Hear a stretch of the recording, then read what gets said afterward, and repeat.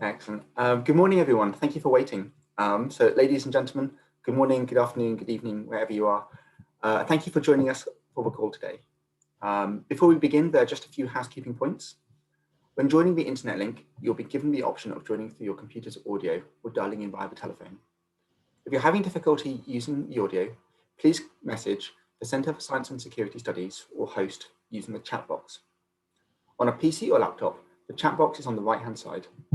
If you're using a phone or tablet, you may have to toggle this view to see it. To manage the session, this is all one-way audio. All participants are currently muted. So if you would like to ask a question, please use the Q&A box. If you're using a PC or laptop, the Q&A button is at the bottom of the screen. If you're using a smartphone or tablet, you may have to toggle this view to see. So please have a quick look now. Please also use the opportunity to ensure that the slides are visible and minimize any features such as participant videos that you may find distracting.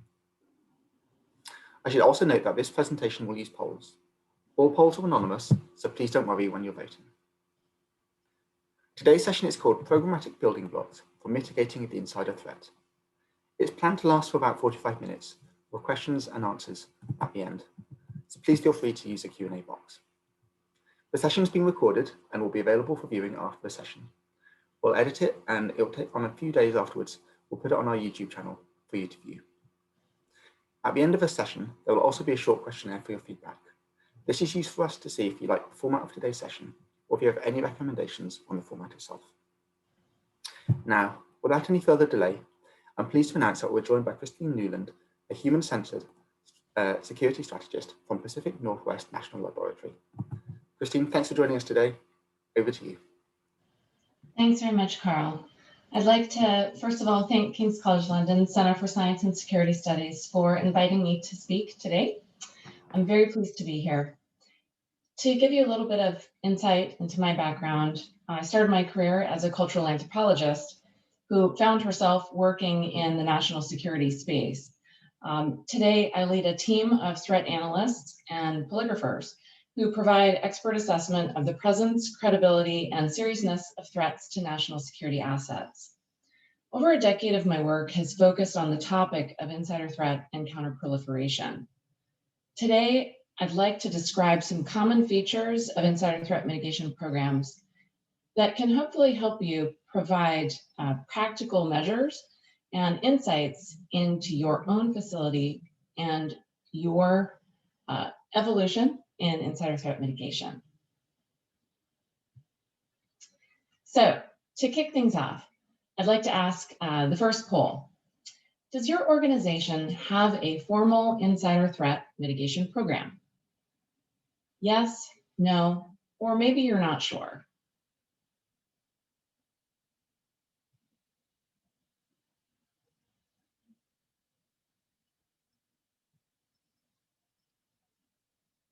And there's no right or wrong answer.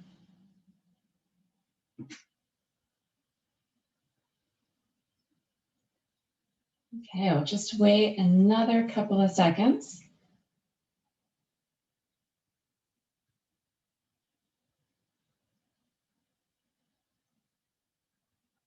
And it's looking like the majority of participants so far do not have a formal insider threat mitigation program within their organization. So hopefully you're going to take some notes today and get energized and some ideas for how you can proceed.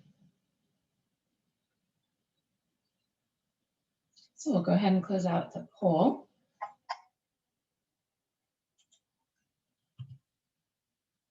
And move right along. So insider threats.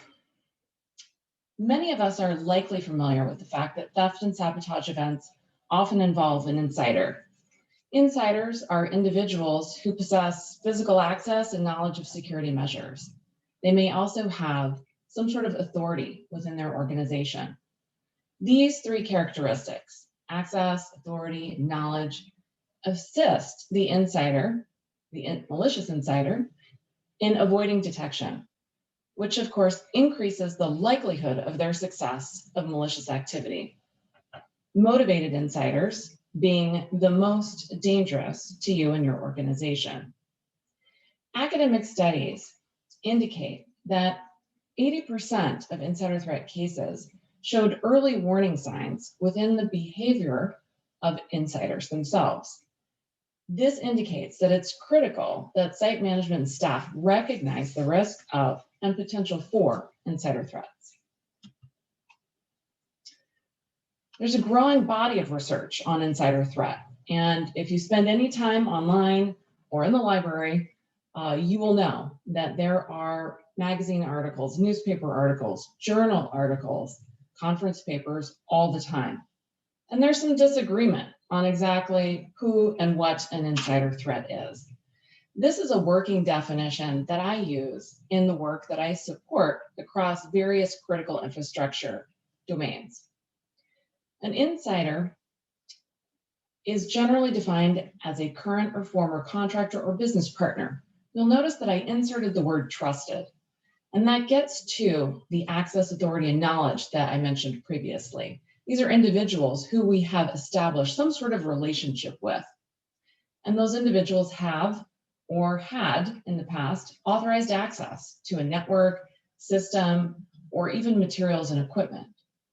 That individual has intentionally or unintentionally misused that access to negatively affect the confidentiality, integrity, or availability of something within the organization. Information systems, material, controls and inventory levels, and the list goes on, depending on your area of specialty. Insider threats generally include sabotage, theft, espionage, fraud, in some spaces also competitive advantage. And these things are all carried out through abuse of access rights, outright theft, or mishandling of physical devices. Now, the IAEA, International Atomic Energy Agency, maintains an incident and trafficking database. The data that you see here on the slide in the figure comes directly from the 2020 fact sheet. The global threat to vulnerable nuclear materials has long been a concern. The database is used to identify trends over time. And you can see here from 1993 to 2019, there were certainly some ebbs and flows in the number of incidents per year relating to trafficking or malicious use. The reporting tells us that documented cases of nuclear materials theft were perpetrated by or facilitated with the assistance of insiders who understood weaknesses in security systems. While improvements have been made over the course of time to secure nuclear materials and facilities internationally, it is alarming that the Nuclear Threat Initiative's Nuclear Security Index found that progress has actually slowed significantly over the past 2 years. The Nuclear Threat Initiative report that was just released a few months ago in late 2020 highlights major weaknesses in key areas such as insider threat prevention and security culture. To address this concern, countries must strengthen programs on nuclear security, adopt various nuclear security regulations, and contribute to best practices on insider threat mitigation so we can collectively counter the insider threat. Critical to this is developing an effective insider threat mitigation program within your organization. To thwart insider threats, it's recommended that organizations formalize their thinking, formalize an enterprise-wide approach to identify and mitigate various compounding risk factors through the development of a program. Effective insider threat mitigation programs have a number of key characteristics, some of which you see here. Management is supportive. The program identifies an organization's critical assets, as well as assesses current and potential threats. An effective program recognizes when there is a problem, and this can be a change in employee behavior. An effective program responds to and investigates those concerns, builds partnerships within and between organizations that can impact security culture, and seeks continuous improvement. And just like Rome wasn't built in a day, and these majestic architectural wonders were also not built in a day, your program can't be built in one day. So some things to keep in mind are focusing on the long term. What are the long-term goals of your insider threat mitigation program? How can you be strategic by leveraging resources that you know about and potentially ones you're not sure your organization already has? Focus on how to link together with other departments within your organization that might have critical information that can support your program. Think holistically. It's more than just guns, guards, and gates. It's administrative controls, it's policies, it's hiring practices. It's a whole lot of different stuff. Collectively, your program, when it puts all these pieces together, can develop some unified goals to achieve your organizational objectives.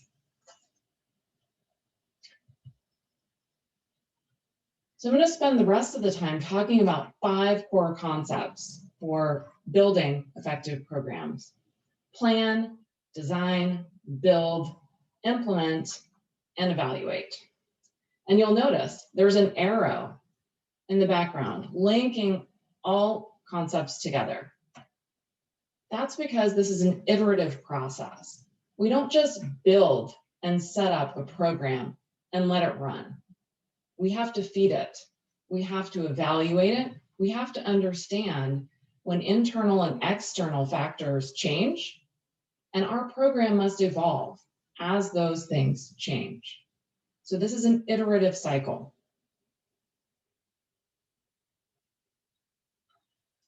That takes us to audience poll number 2. What is the most important consideration when planning your insider threat program? A, identifying critical assets. B, developing the program policy. Or C, implementing a trustworthiness and reliability program.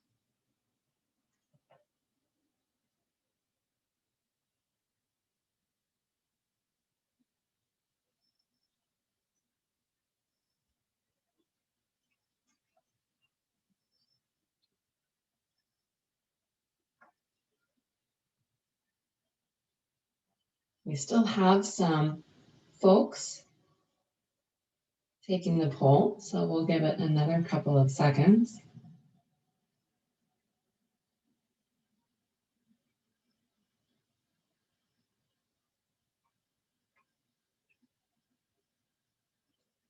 All right, it looks like about 48% of you indicated A, identifying critical assets, followed by implementation of a trustworthiness program, about 33%, and leading up the tail, developing a program policy, 19%.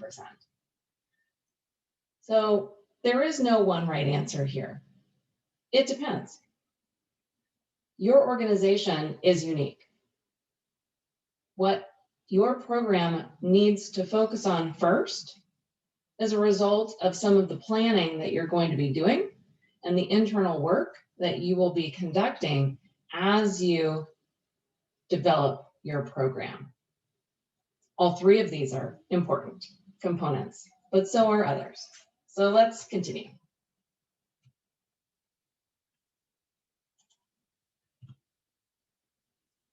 Okay, plan. Concept number 1. Some key questions. And I do want to provide a caveat here. This presentation is not meant to be comprehensive. I'm not going to teach you how to build a program. I'm going to ask you to critically think about what's needed within your organization right now. So each one of these core concepts, I'll present some questions like these that will start you thinking about what is important. These are not the only questions you should be asking yourself, but they're a way to kickstart your thinking and development. So as you plan your program, what are the key insider threat mitigation program objectives? What are you trying to do? What are you trying to protect? How vulnerable are those critical assets? What threats are relevant to you? Locally, regionally, within your industry? What laws, regulations, and policies might be applicable to your insider threat program? Those can be industry dependent. Those can be privacy laws, any number of things. Now, when it comes to the basics, insider threat mitigation foundations, prevention and protection, you may already be familiar with the image that you see here. This is adapted from the IAEA Nuclear Security Series 8G Rev 1. The new Rev came out last year, Preventive and Protective Measures Against Insider Threats. With the foundations of prevention and protection, it's critical that you understand what you're trying to protect and from whom. Identification of those critical assets. Part of that involves defining the threats and the consequences that you face. Minimizing opportunities for insiders or potential insiders to initiate a malicious act. And then you will develop and apply various preventive security management measures as well as protective security measures.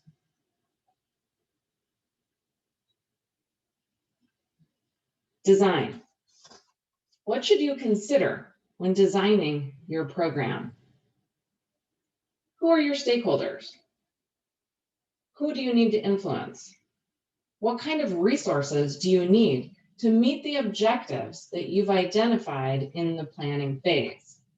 Those can be people, those can be financial resources to hire people or to acquire resources such as technologies. Things like training, that's a resource. Education, potentially a subject matter expert in an area that your organization is lacking right now. So let's talk about stakeholders for a moment, because these are critical people. These are folks you want to have on your team. Management.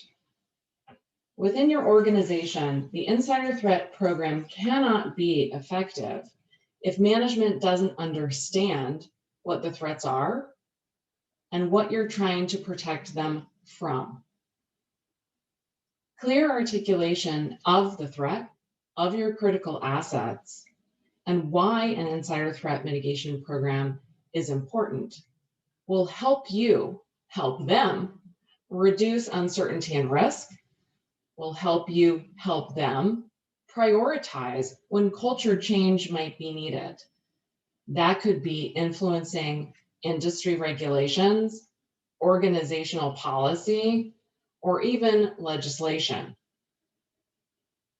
Working together can help enhance decision-making, can shorten the time by which you will need to get things done.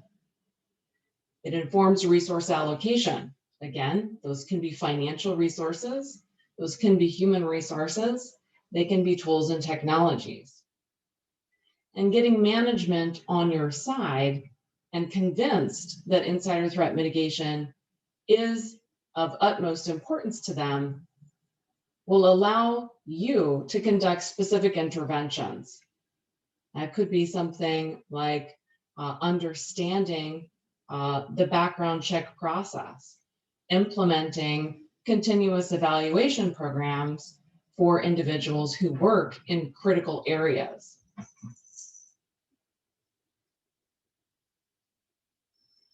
Part of this process of understanding stakeholders is also clear articulation of the return on investment. You are potentially seeking funding to make changes within your organization. What will that return on investment give your organization? Ideally, the more you know your people know your assets, know what you're protecting, the better you'll be able to detect, deter, prevent, and mitigate any potential insider threat incident. So it reduces your risk of compromise, whether that compromise is theft or sabotage, or even unintentional insider threats. Can help protect your organization's reputation, can add value to organizational security culture, facilitate early threat detection. Ultimately, all of this leads to more efficient decision-making, lower costs to respond and investigate, reduced impact of compromise, whether that's a potential human health or environmental compromise, the loss of radioactive materials. Stopping intellectual property theft, bolstering additional security measures, and of course, reduce time to resolve incidents. So getting your stakeholders on board early in the process, being able to clearly articulate some of these critical items will enable you to proceed down the path of developing a program.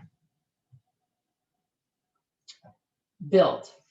As you build your program, who should be on your team? How are you going to communicate with those individuals? What critical insights do those individuals offer the team? What data, tools, or other information may be relevant to the insider threat program?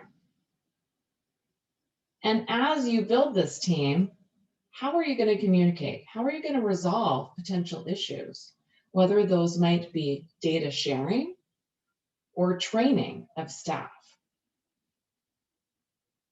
One of the trends that we see, not just in the United States, but abroad, is a multidisciplinary program.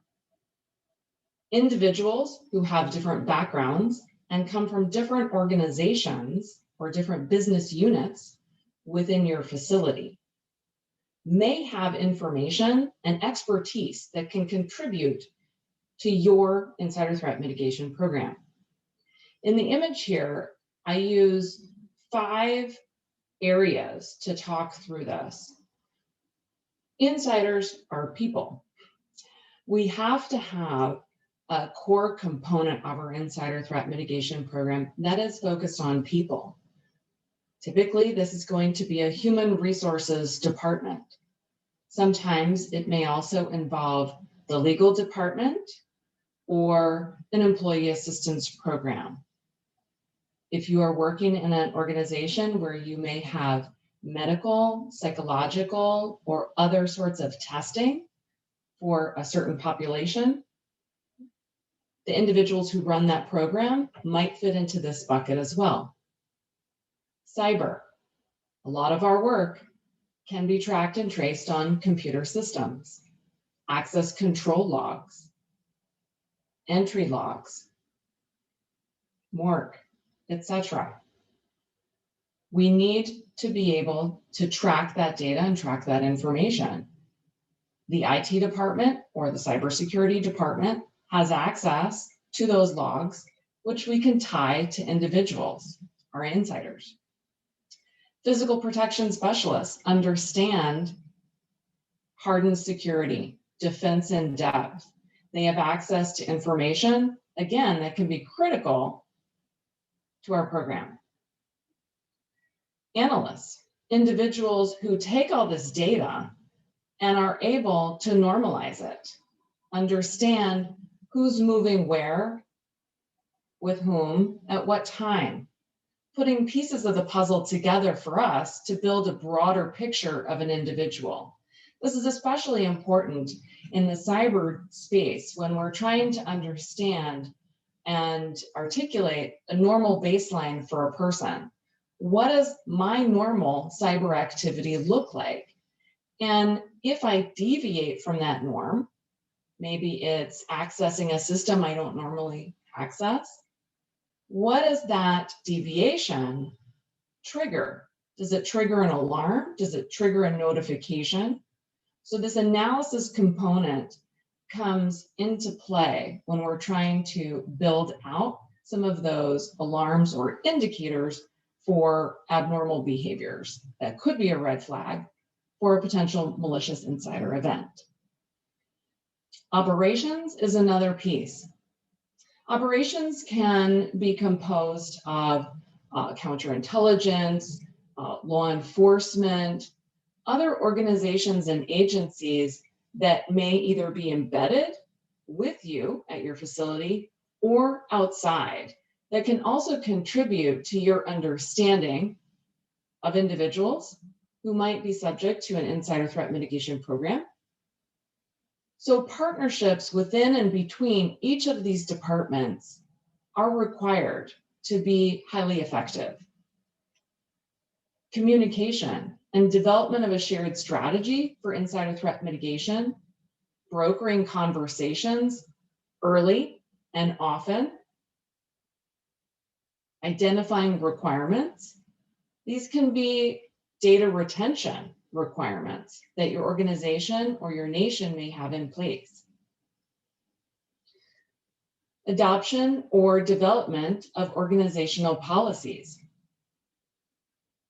In siloed departments within organizations, sometimes we encounter policies in one department that counter or conflict with policies in another.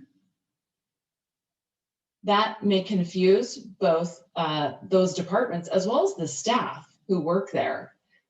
When there isn't clarity in organizational policies regarding security and security awareness, security reporting, security incident analysis, that lack of clarity can actually contribute to unintended insider events. Each of these buckets, 5 buckets that I've identified here, the human, cyber, physical, analytics, and operational components are separate, but they're interconnected by the shared mission of security and mitigating insider threats within your organization.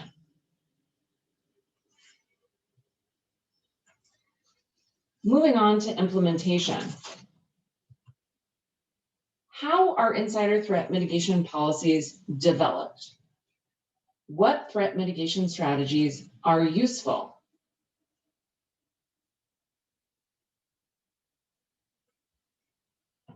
Policies vary wildly. I've looked at several here within the United States, and there are some core pieces of insider threat mitigation program policies that I've tried to incorporate into this slide. The bottom line, your policy should be as unique as your organization. Your policy should be as unique as your critical assets, the threats that you face, the potential risks that you've identified. Your policy is where you get the opportunity to articulate and tailor your program. At a very high level, your policy should contain a statement of purpose. What is the insider threat mitigation program? What is the objective? What are your core principles and keys for success? Background information as applicable. That could contain information from a regulation. Perhaps you would like to link to IAEA guidance or some other guidance document that you are using. Your policy should identify your critical assets, both physical as well as intellectual. Why? Because that's what we're trying to protect. Definitions for the most significant threats. What are they today, and how might they affect your critical assets? You'll then clearly identify and articulate the means or the tools that you have in hand and can use to detect and identify those potential risks. Your policy may include or just reference an incident response plan, a contingency plan, an emergency response plan. other security plans that you have in place. A stakeholder register. This is something you might not be familiar with. A stakeholder register is a document that identifies who your major stakeholders are. They can be the CEO of your organization. It could be the head of the human resources department. It could also be an organization or an agency outside of your own, such as the nuclear regulator, such as local law enforcement, such as other response and emergency response personnel who you work with or interface with. You should also identify who your program team members are by name and by organization. This is critical if you have an incident and someone needs to get a hold of team members. And finally, what are the resources that you are going to link your policy to? Those can be training and awareness programs, employee assistance programs, reporting processes, anything that your program links to that supports it, or vice versa. Okay? So training and awareness programs are intimately tied to mitigating insider threat. Your program is intimately tied to the success and execution of those training and awareness programs. So there's an interconnection.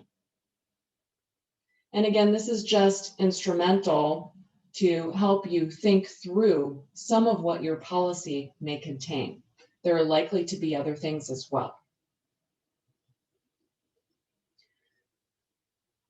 Common threat mitigation strategies, as I've talked about before, end up in these two big buckets of prevention and protection. I've identified many in here.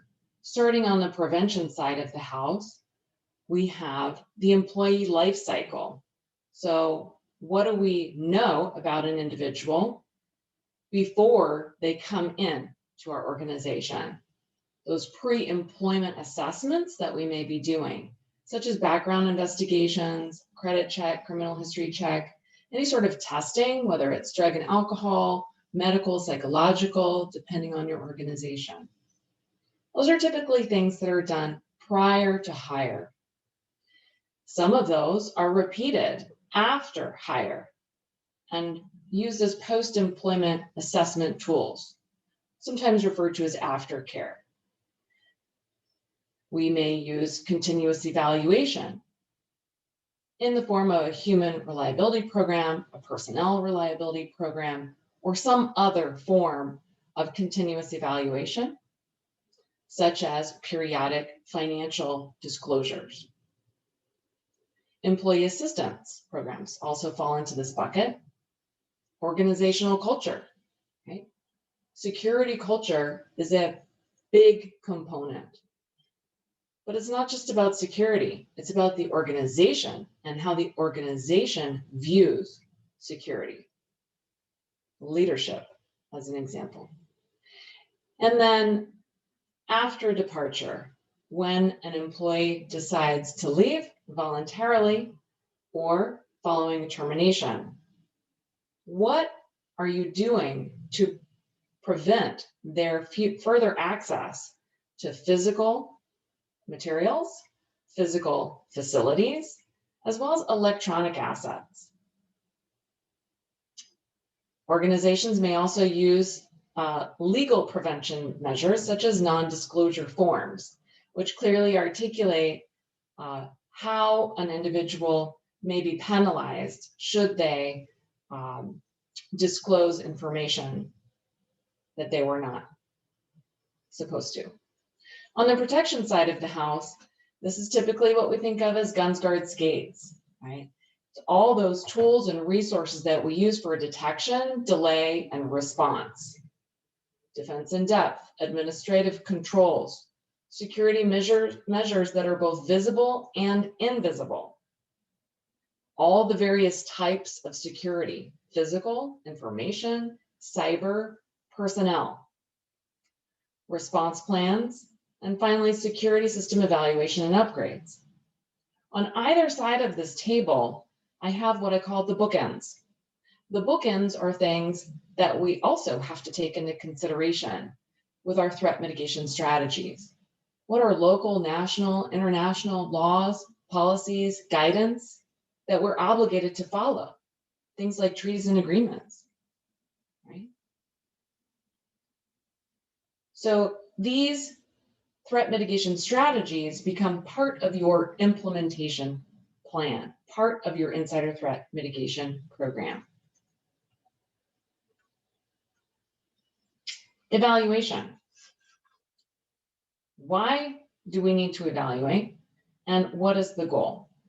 As I've mentioned, your insider threat program is going to be unique.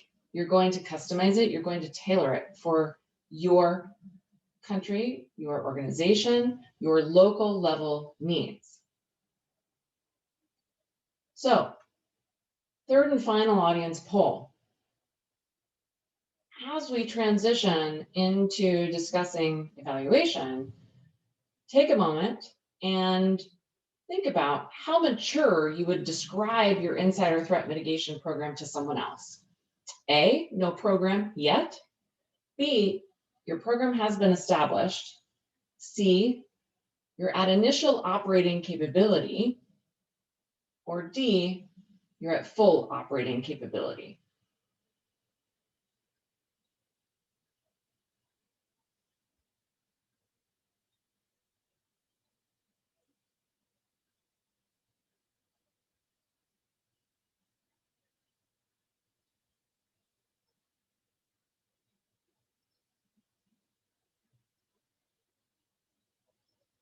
All right, looks like we have just a couple more responses trickling in. What we're seeing here in the poll is, bottom line, you don't have a program yet. Some of you have established a program. Others are at initial or full operating capability. Okay, so let's talk about evaluation and assessment.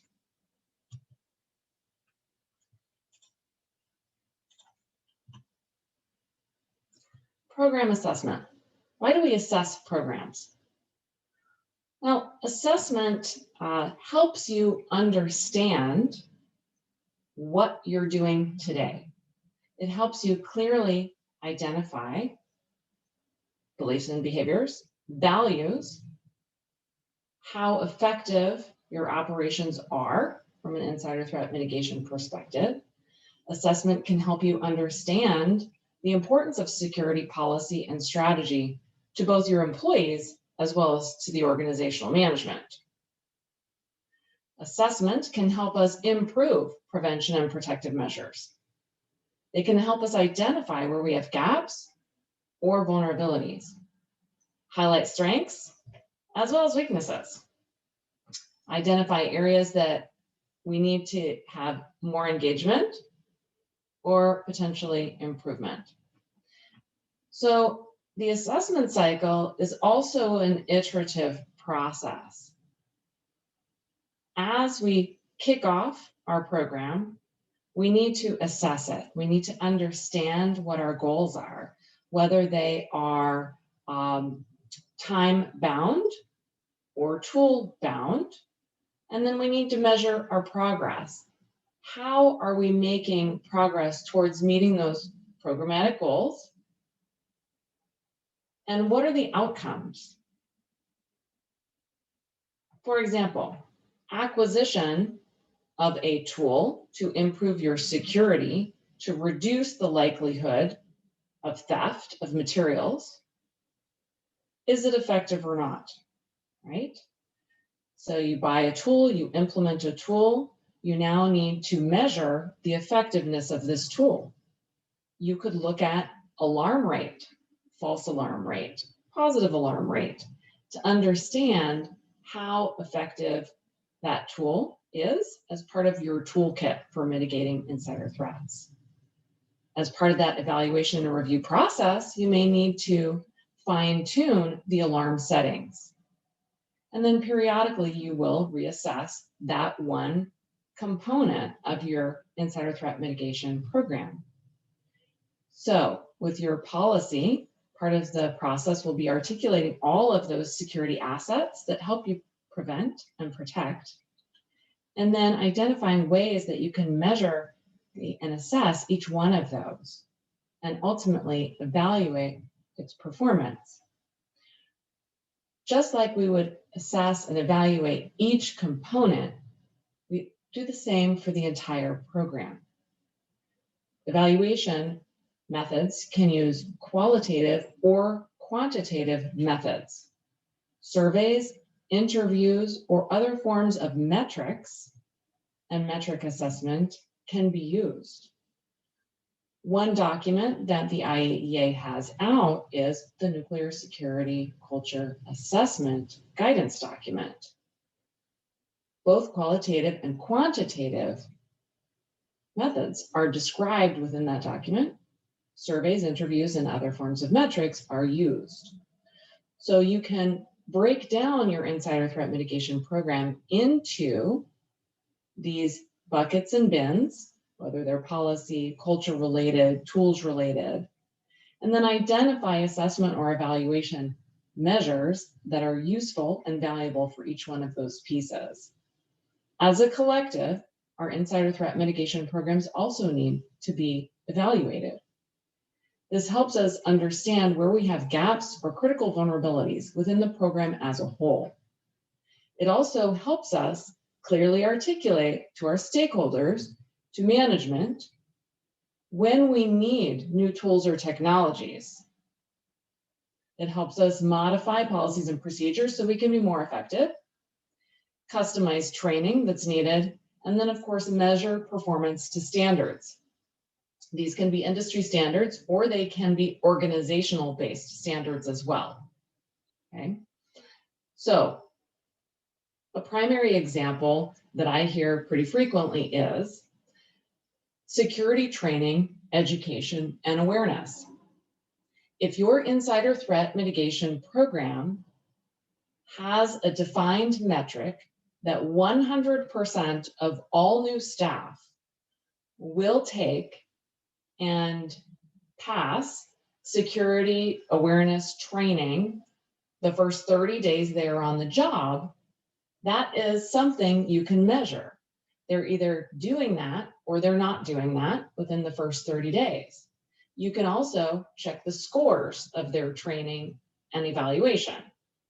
Perhaps you're aiming for 80% or higher as a pass rate. If you don't achieve that, that could identify some opportunities for you to improve or customize the training. Okay. You can also, at 6 months or 9 months after an employee has been at your organization, you can retrain them or retest them to see if that score has improved. Okay, so these are ways where you can establish your own standards and boundaries for assessment and evaluation. And finally, we get to program maturity. We can use assessment and evaluation to help us understand how mature our program is. Many of you indicated that you don't have a program yet. Some of you have established a program, others are at initial operating capability or full operating capability. Program maturity metrics are, they essentially come out of software engineering domain. And they were developed as a way to assess how valuable a particular software tool or device was at achieving its end state, as well as providing a way to compare one over another. Okay. We've now seen maturity models move out into social services, into education, into a variety of other domains. And in the United States, at the national level, within the National Insider Threat Task Force, we see program maturity being used as a way to address shortfalls within insider threat mitigation programs, but also target for goals and goal setting and benchmarking.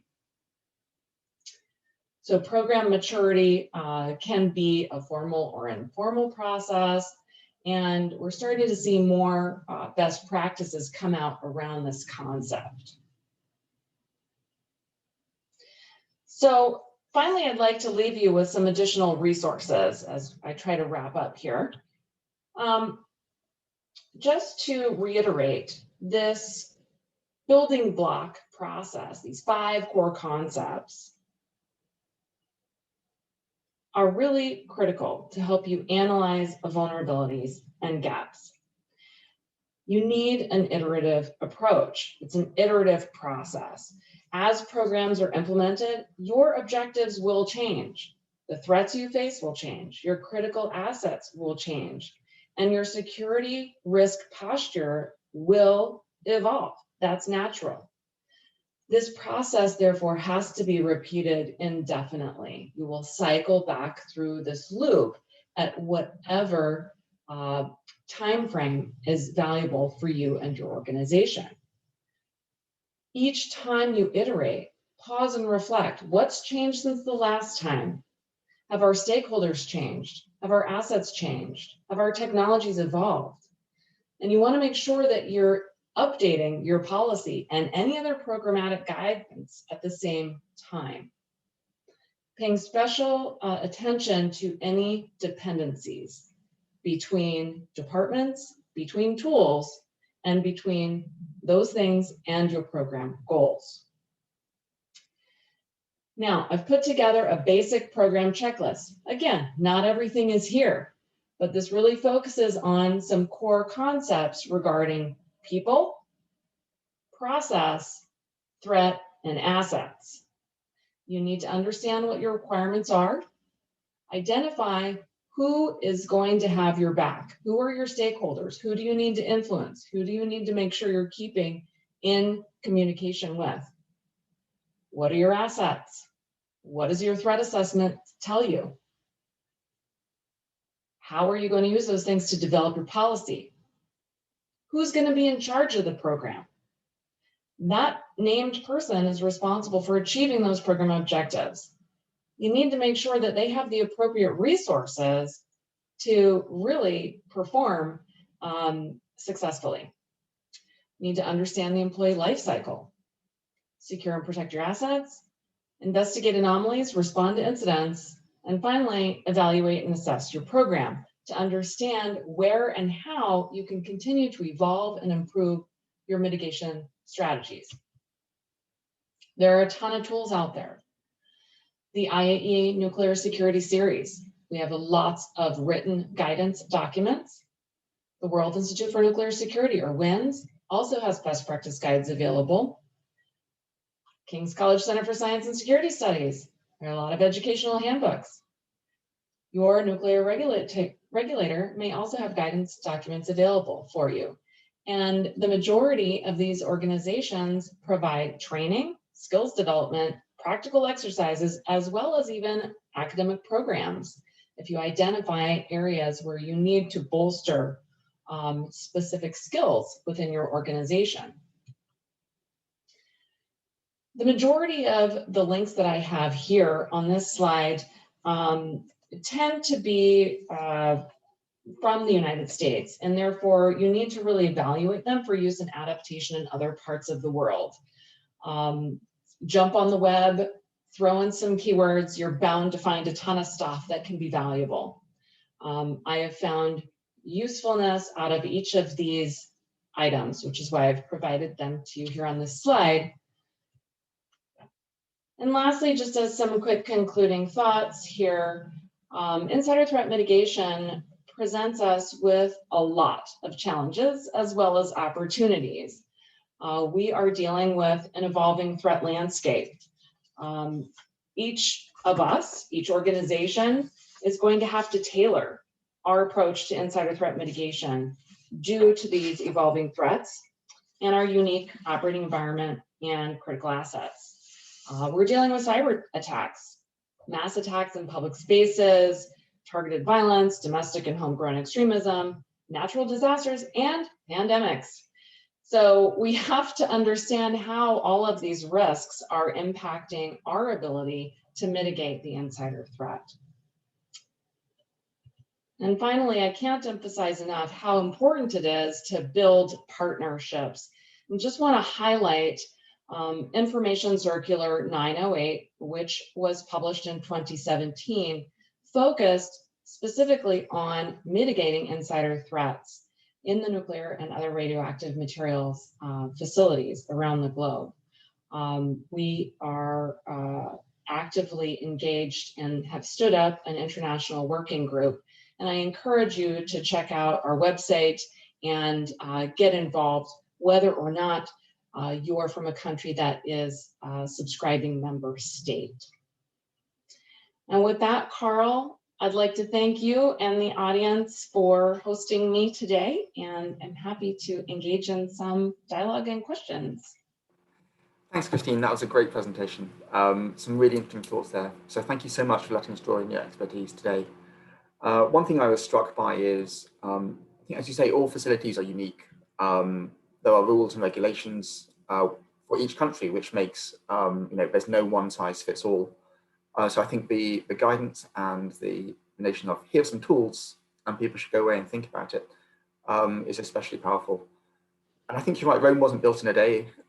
This is mitigation threat program is part of a process, and it's continually evolving, both in terms of its programmatic blocks, but as you say, it's a cycle through employee cycles, as well as the dependencies between people, departments, technologies. So yeah, that was fascinating. Thank you so much. Absolutely. I guess my first question probably comes, before I ask some questions, thank you again. Please use the Q&A button for Zoom. So for the audience, if you're listening, I'm sure you found that fascinating too. Have a quick look at the Q&A button and please ask it there. I guess my first question was, the polls were really interesting. A lot of the participants sort of suggested that actually they either didn't have a program, weren't aware of them, or they were in very initial steps. For organizations just getting started, what should be the first priority for you? Yeah, I think that is the question, right? Just getting started, how do you do that? And what is the most important question to ask? And based on the experience I've had with a variety of different organizations and working with different partners around the globe on this topic, you really have to be able to articulate what you're trying to do, right? What are you trying to mitigate? And it is that clear articulation of understanding both the threat landscape as well as the assets, right? And trying to articulate why those two are interlinked and what the ultimate goal is, whether it is reducing theft or preventing catastrophic environmental hazards from rogue materials, right? Being able to very clearly and succinctly articulate that. If you can't do that, you're not going to get that management buy-in. Absolutely, and I think one thing we've stressed at King's and regular participants would know is that you will have different audiences which you'll need to articulate to. Yeah. Mm-hmm. So our particular theme is that we should try and stress that for management and the board, that security is a business enabler, is mm-hmm. part of a wider articulation of part of the wider company's wider mission. And if you can frame it for management in a language they understand, that's very different from radiation specialists who understand it. Absolutely. Yes, absolutely. Oh, no, thank you, Christine. And thank you for the questions which are coming in. They're just in the Q&A button there. Before I move on, I know one particular concern about unacceptable radiological consequences, incidents rather, with WMD terrorism, weapons of mass destruction terrorism, is really, I guess, raised around greater awareness of the prominence of mass casualty terrorism. Mm-hmm. Obviously, threats change. And I think what we've seen, perhaps in some quarters, is a rise in far-right protests or actors. What would your top recommendations be for countering this threat or other evolving threats?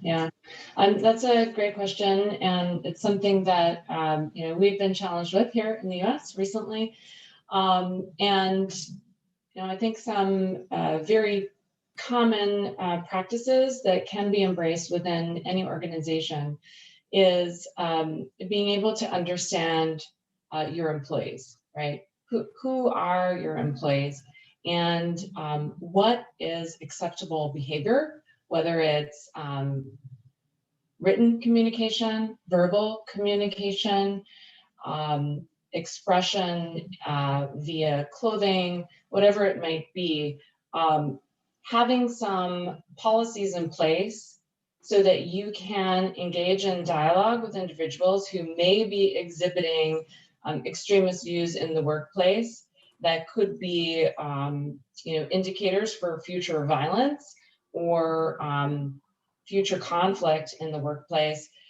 is critical. A secondary component is training and awareness. So what does extremism look like?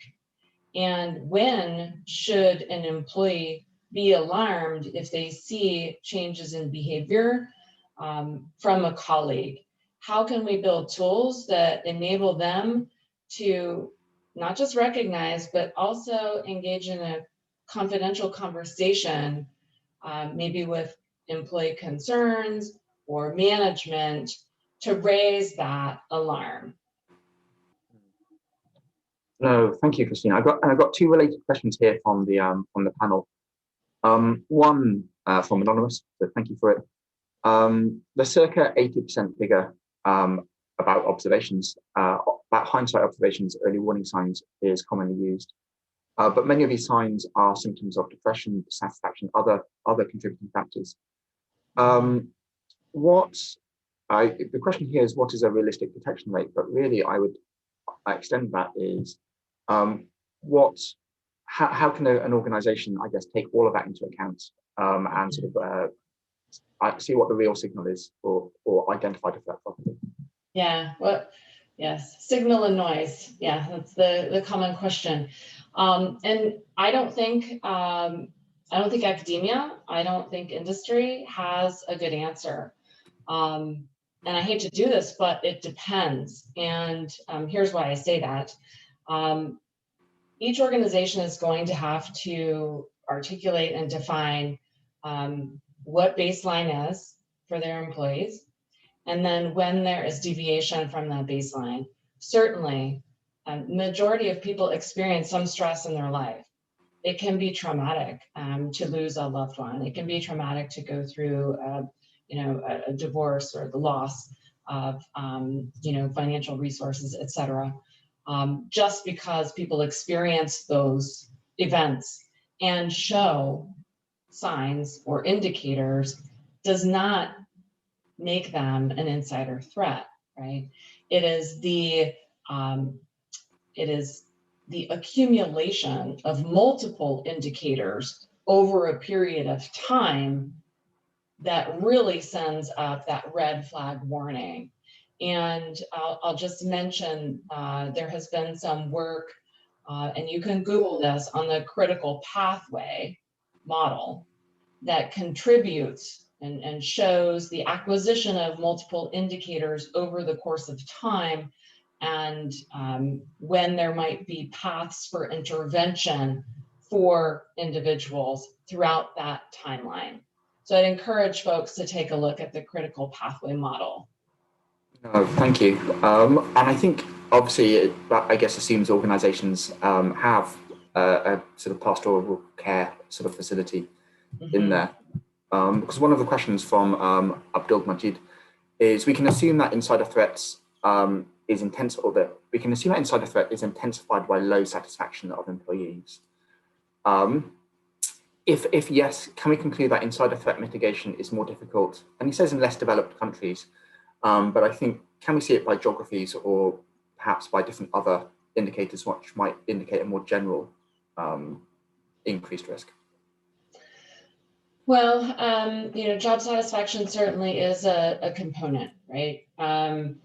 and it is identified as a potential mitigating factor, right? If employee satisfaction goes up, that can be a mitigating factor for future threat sort of activity.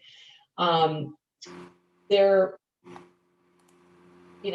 I think, again, this goes back to the organization. How can the organization take a larger role? What is their role? How do they own that role? We have seen, certainly within the IAEA, real emphasis on nuclear security culture. What is the manager's role in organizational security culture? And what kind of leadership model is embraced at that organization to help increase employee satisfaction? It's not just about pay, right? It's not just about the salary, but it's about, do you love your job? Are you in the right job? Is the organization taking advantage of everything you bring, your time, your talents, your skills, your expertise? So there is a lot of organizational ownership here. Clearly in some developing countries, there has been anecdotal evidence indicating that perhaps when the economy is bad, there's a higher risk of theft of materials that have market value. That is, that's not an institutional issue. That is a fundamental sort of human rights, human security kind of issue, right? And we're not going to solve that overnight. Oh, thank you, Christine. I got two related questions here, and I realize we are just past the hour, so thank you, everyone, for bearing with us. I think this is a good chain. So I'll just try and wrap up the questions here. But two related ones, one from George and a related one, but just picking up on the 80% question from Anonymous. We have a couple of questions about balance. And firstly, when does line management interest and aftercare become intrusion? Is there a balance? And a question from Mola here, just about when pursuing or implementing an insider threat mitigation program, if it faces resistance from stakeholders because of the implications for privacy concerns, have you encountered any ways of getting around those, or what that balance is? Yeah, so privacy certainly is a concern, and we have different rules and regulations here in the US than, say, you do in the UK, Carl, right? So what's not okay there is okay here. And so, there is that fine line. When is an organization invading your privacy? One thing that we've seen be very successful is transparency. So being very transparent as you build out this program, what is legally acceptable? What can we do? But then really thinking about, should we do it? And if we do, how are we going to tell our employees, our organization, our staff, what we're doing with data and why it's important? And so we see more transparency. So while the entire insider threat program plan or policy might not be publicly available for everyone to see, pieces of it are. And it becomes part of the security awareness, education, and training. What is insider threat? What is insider threat mitigation? What are some of the data points that we're looking at? And why is it important for us to connect these dots to mitigate what we are really trying to prevent from happening? And why is that threat important to prevent, right? So being transparent in that whole chain is valuable. To jump back to the aftercare, I think that, again, certainly some of the pre-employment measures, if they're used during post-employment, can seem invasive or unduly necessary. Here in the US, we have, in some cases, federal regulations that require some of the aftercare, the post-employment assessments by law because of the sensitivity of the position, the job itself, because the job enables an individual to have access to critically sensitive materials or technologies, classified information, those sorts of things. And so it's just codified in federal law. Other nations that don't have that regulation to fall back on will certainly face challenges. And that's where it becomes important to, again, articulate why is this important to do, right? Certainly, there are costs involved in having periodic psychological evaluations or drug screening or things like that. The organization is taking on some financial costs when they do that. And so, being able to tie all of those pieces together, again, connecting the dots and just being really transparent about it, hopefully will assist. No, thank you. That's really clear. And I know we're coming up to 10 minutes past now, so I'll just take the last few questions. Sure. But just to emphasize, no, I think transparency is really important. And the idea of the social contract and expectations between employers and employees, what they can expect, I think we'll probably go through. I think a baseline understanding of expectations is important. Just one question, I guess, in terms of which came in first, again from Abdul Majid. Thank you. And I guess touching on employee relations, but how important is it when dealing with employees and contractors when terminating their contract? Do you think bad treatment at this stage might increase future potential threats of insider threats motivated by revenge, for example? Yeah, I mean, we see that in all industries, actually. If the organization closes the loop, right, terminates very abruptly, we do certainly see fallback from that, whether it's violence after the fact, or even an act of computer sabotage, right? So planting a little time bomb in a computer system because the individual knows they're about to get fired and they want to leave a parting gift. Certainly, we do face that fear all the time. And that just highlights the fact that we need to spend some time on not just how we're onboarding staff and enculturating staff to our organization and our expectations and our policies, but how do we offboard staff? How are we letting them go? If we identify an individual who may lead down the path to violence after a termination, what can we do? And what's our responsibility as an organization to provide to them? So I have met with a couple of folks from big industry and airline industry. And one of the things that they do as part of their threat assessment and threat mitigation processes is being able to identify and flag folks that may become a threat following a termination or a separation. And then really thinking through, what does the scenario look like? Where do we need to hold a termination conversation? Who needs to be in the room? Do we need to follow up with local law enforcement after the fact, right? So it's a very thoughtful process so that you can minimize any fallback on not just the organization, but the other employees, right, within the organization or even the surrounding area. Thank you, Christine. I know certainly some of the case studies, I think, is it in Australia? A terminated worker used his IT access to dump sewage into like a local river system. So yeah, aftercare and stopping access. It should be part of a process. Yes, for sure. Just two more questions, I guess. One from Simon. Hi, Simon.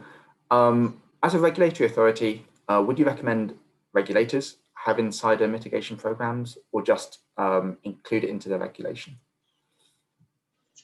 Yes, I would definitely encourage a regulator to have an insider threat mitigation program. If for no other reason than to be able to clearly articulate the value and importance of one with your operators, right? As well as encouraging them to identify what you as the regulator find to be of most value as they go forward and implement their own program. Oh, thank you, Christine. And my last question before we draw this to a close, just to say, it's an excellent presentation from Hasafala. Do you have any educational handbooks, or perhaps you could send them around in nuclear security, but for radiation workers? Okay, so there are a couple of guides that we could send around that I think would be helpful. Now, they don't directly address building a program, but they address components of a successful program, such as security culture. So I'm happy to provide those to Carl and ship them out. Yeah. Well, Christine, thank you so much for today. That's been really insightful, and I know we've run over a little with the questions, but I think that's a great thing. I think lots of questions, lots of interest. So thank you so much for letting us draw. Thank you. On your expertise. That's great. But thank you everyone for attending today's session too. Hope you enjoyed it. After this, we're going to send around a very short survey, so please do take the time to fill it in. And talking of surveys, for those of you who have attended the Nuclear Security Culture Program workshops when you've come to London, we really do want to keep in touch, see how you're doing. So as a reminder, if you see the impact survey, please fill that out, which we send, because we send it around periodically. But otherwise, thank you so much again. We're looking forward to seeing you for our next webinar. We won't have one next month because we're running a number of workshops and there's a clash. So it'll be on the 25th of March, where David Smith will take us through nuclear forensics. But otherwise, Christine, thank you so much for your time and everyone for dialing in. Look forward to seeing you next time. Thank you. Thank you.